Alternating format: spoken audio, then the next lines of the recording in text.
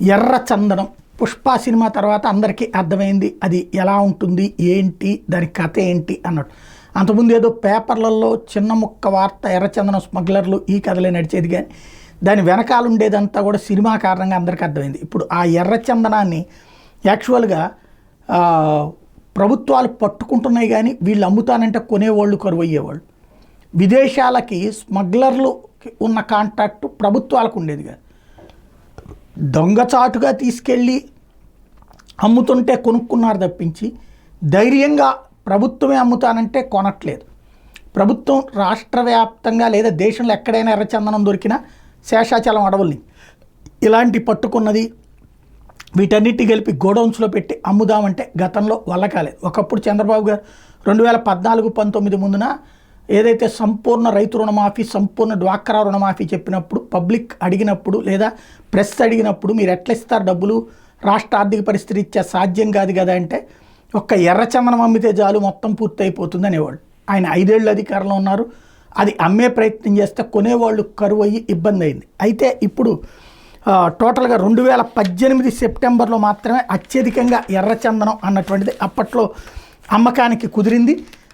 5,000 టన్నుల ఏబీ గ్రేడ్ల ఎర్రచందనాన్ని అమ్మితే ఆదాయం వచ్చింది. ఎంత వచ్చింది అన్నటువంటిది అప్పుడు బయటపెట్టలేదు.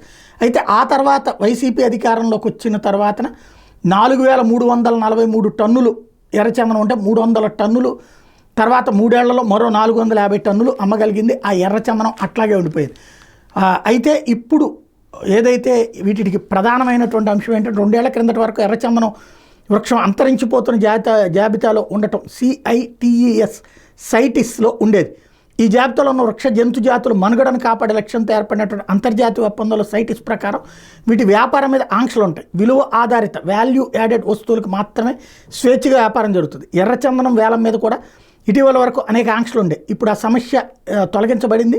దీంతో వేలం వేసేందుకు ప్రభుత్వానికి అవకాశం లభించింది. ఆ మధ్యన పవన్ కళ్యాణ్ కేంద్ర పెద్దలతో మాట్లాడి రావటం, అటవీ శాఖ మంత్రి కేంద్ర అటవీ శాఖ మంత్రితో కూడా మాట్లాడటం, వీటన్నిటిని బేస్ చేసుకుని ఇప్పుడు ఈ ఎర్రచందనాన్ని అమ్మకానికి పెడుతున్నారు. 1000 టన్నులకి సంబంధించి మొట్టమొదటిగా అమ్మకానికి పెడుతున్నారు.